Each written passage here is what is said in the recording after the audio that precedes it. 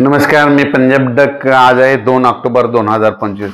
आज विजयदशमीच्या माझ्याकडून पंजाब डककडून महाराष्ट्रातल्या सर्व शेतकऱ्यांना खूप खूप अशा शुभेच्छा। आणि ह्या शुभेच्छा देत असताना महाराष्ट्रातल्या शेतकऱ्याची साठी एक आनंदाची बातमी देणार आहे, कारण की आज आहे विजयदशमी, दसरा आहे। आज तुम्हाला सांगू इच्छितो राज्यातल्या काय झालं। महाराष्ट्रामध्ये पावसानं खूप इतका पाऊस झाला की नको नकोसा झाला। काही ठिकाणी अतिवृष्टी झाली, ढगफुटी झाली, सगळे शेतकऱ्यांचे पीक वाहून गेलं। मग आता नेमका पाऊस आता परत येणार आहे का, अशी शेतकऱ्याच्या मनात भीती आहे। तर राज्यातल्या सर्व शेतकऱ्याला सर्वप्रथम आनंदाची बातमी, राज्यातला पाऊस मात्र आता निरोप घेणार आहे, वरुण राजा निघून जाणार आहे। म्हणून ही खास करून शेतकऱ्यासाठी आनंदाची बातमी। द्राक्ष बागायतदार शेतकऱ्यासाठी आनंदाची बातमी। काही भागातून 7 ऑक्टोबरला पाऊस निघून जाणार आहे, काही भागातून 10 ऑक्टोबरला निघून जाईल आणि 15 ऑक्टोबरला मात्र महाराष्ट्रातून पाऊस निघून जाणार आहे, म्हणून हा अंदाज लक्षात द्यायचा।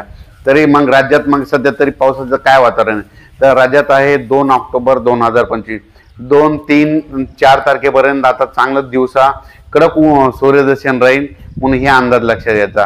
त्याच्यानंतर 4 ऑक्टोबर, 5 ऑक्टोबर आणि 6 ऑक्टोबरच्या दरम्यान राज्यामध्ये विखुरलेल्या स्वरूपाचा पाऊस पडणार आहे, खूप काही मोठा पडणार नाही, म्हणून हा अंदाज लक्षात द्यायचा। अति मुसळधार तसा वगैरे काही पाऊस पडणार नाही, त्याच्यामुळे घाबरायची काही गरज नाही।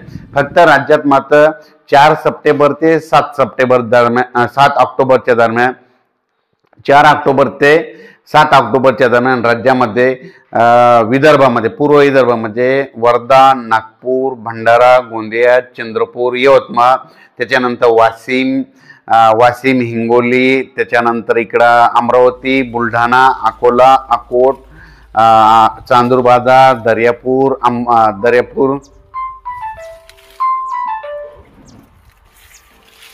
शेगाव, मेकर, तसेच बुलढाणा, जळगाव, त्याच्यानंतर परभणी जिल्हा, काही बीड जिल्ह्यात थोड्या प्रमाणात, जालना जिल्ह्यात प्रमाणात, लातूर जिल्ह्यामध्ये, ह्या पट्ट्यामध्ये फक्त 4 ऑक्टोबर, 5, 6, 7च्या दरम्यान पाऊस राहणार आहे, म्हणून हा अंदाज लक्षात द्यायचा।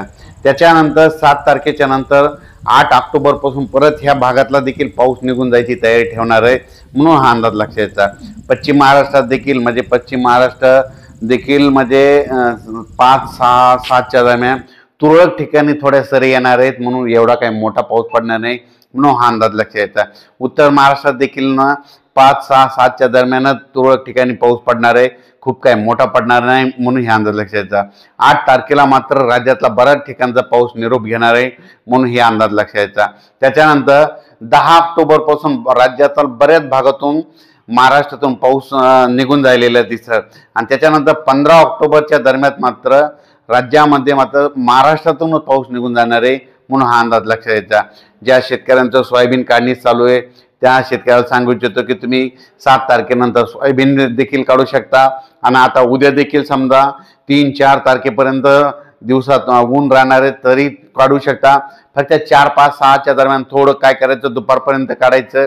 एखाद्या तुरळक ठिकाणी स्थानिक वातावरण तयार होऊन पाऊस येतो, म्हणून त्याच्यामुळे त्याची झाकण्याची देखील तयारी ठेवायची।